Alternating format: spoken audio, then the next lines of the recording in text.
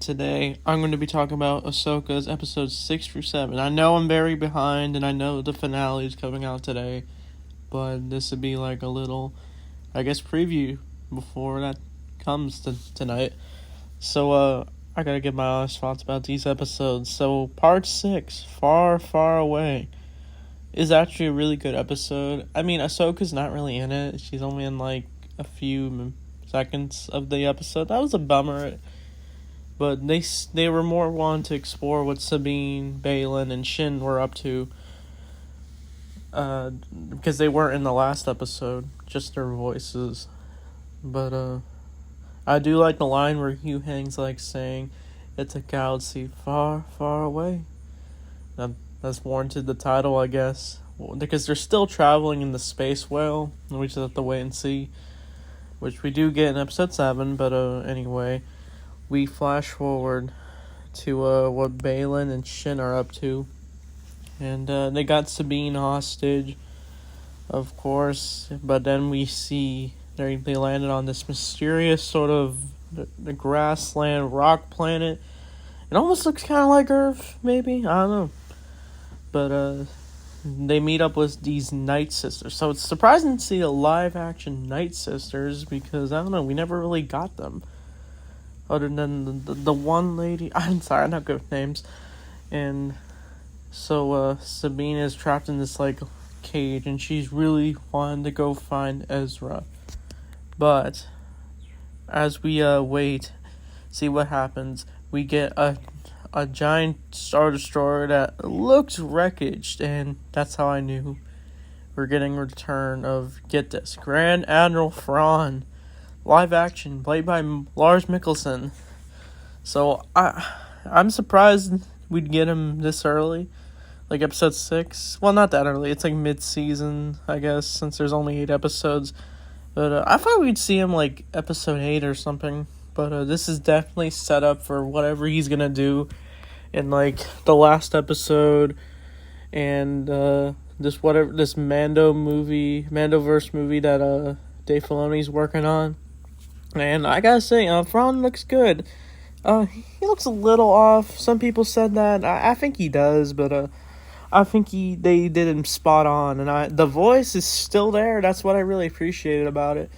Like, once I saw it, I was like, I just knew it was coming, like I said. And we get these, like, cool-looking stormtroopers. Some people were saying they were, like, zombies, but they weren't. They were just troopers.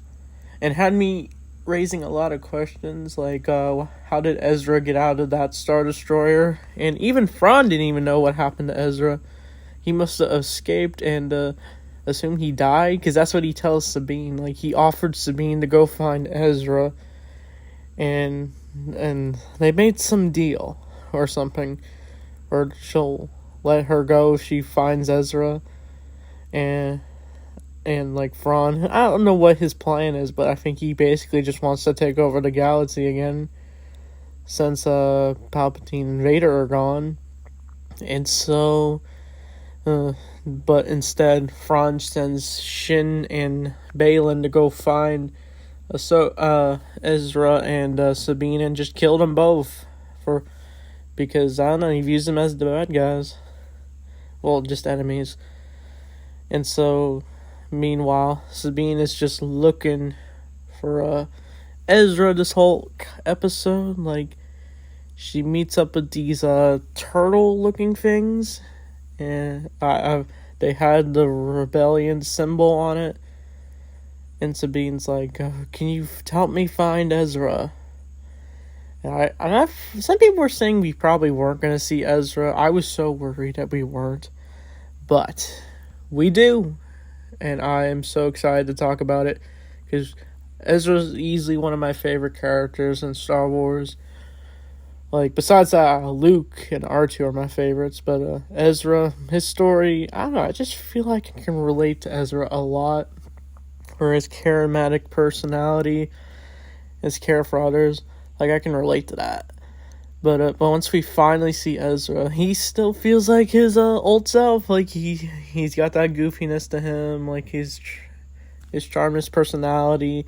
And I just love the line where he's like, I knew I can count on you.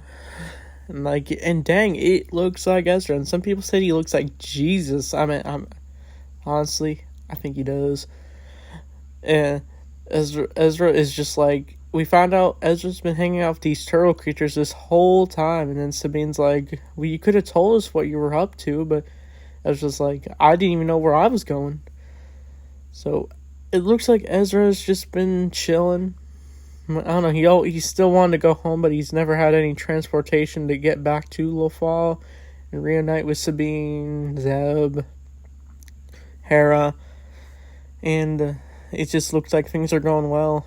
Like, they actually hug. They take the time to resource things out, talk about what's been going on in the galaxy.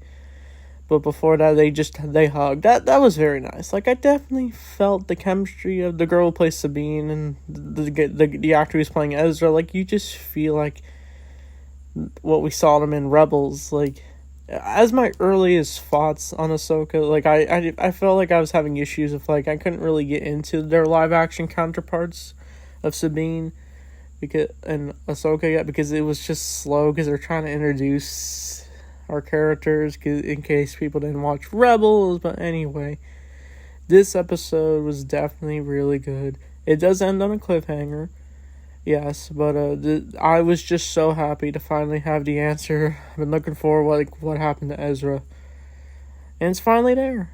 And maybe I did say a few nitpicks, I just wish Ahsoka was in it more, since this show's about her. But yeah.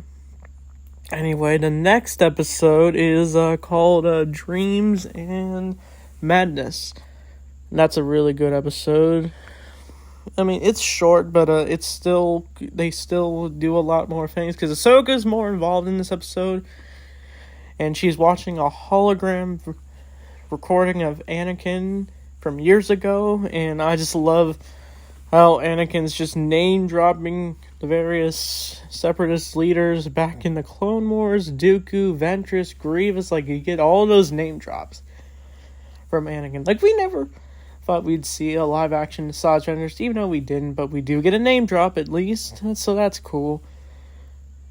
And Ahsoka's training, and as she's waiting for them to come out of this purgle, they end up in a minefield of bombs and it was all a trap. And Huyang and Ahsoka are trying to get out of there, and basically it's just a lot of chaos, and she has to hide while Grand Admiral Thrawn is planning. And meanwhile, we do find out what Hera's up to, and as I've shown in this picture, the court scene is pretty cool. We do see a bunch of familiar characters. I'm pretty sure we see Admiral Akbar.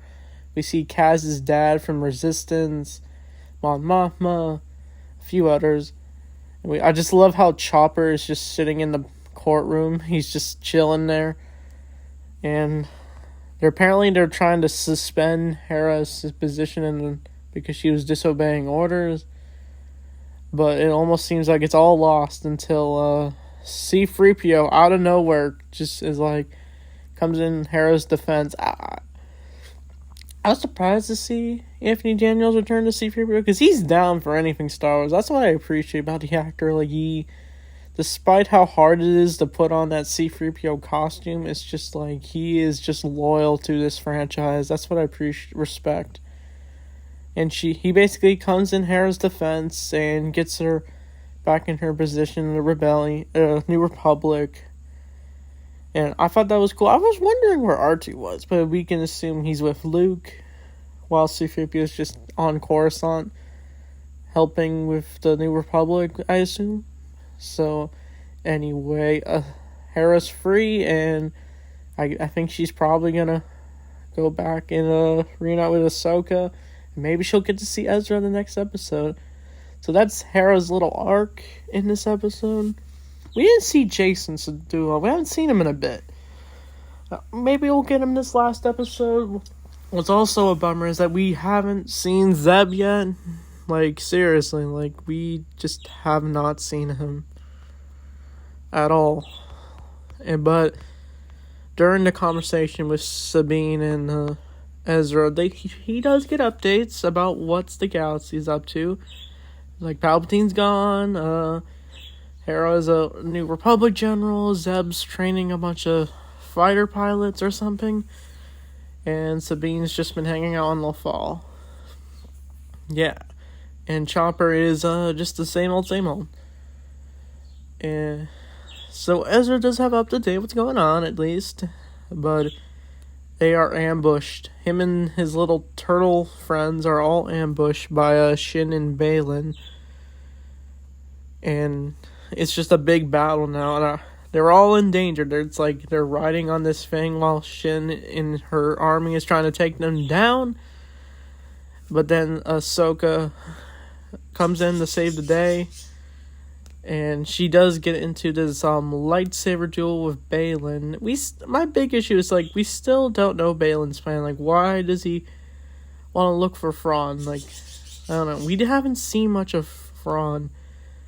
Like, once we do see him, we're just seeing what his plan is. But I don't know.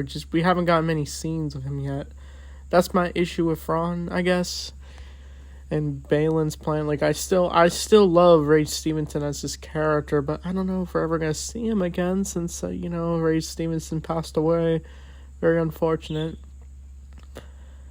But I guess the story just moves on. I don't know, but I do like the lightsaber duel. It's very samurai like I appreciate the lightsaber duels being like that.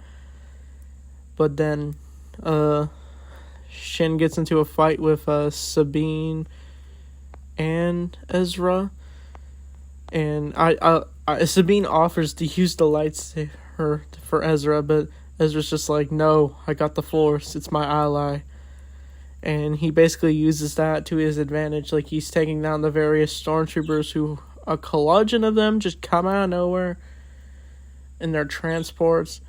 Ezra's got is like using the Force on Shin's lightsaber until Ahsoka swoops in and takes her down, and she offers Shin to come with them, and she can basically rehabilitate her, maybe, since, I don't know, you can call them both Dark Jedi, Balin and Shin, but I don't know, whatever you want to call them. No Grey Jedi, though. I'm joking. But Shin runs off, and we finally get the reunion of Ahsoka, Sabine, and Ezra. It's nice. Like, they hug. Like, Ahsoka hasn't seen Ezra since technically season 2 or season 4 if you watch The World Between Worlds. I don't know. Whatever you count it as. And Ezra's just excited to get home, and that's the episode. So we gotta wait a few more hours, and then we get episode 8, finally. So I don't know how this is all gonna get resolved. We'll just have to wait and see. So I don't know how I'd give these episodes, but like I said, I look forward to the 8th episode. So that being said, thanks for watching, and may the Force be with you all.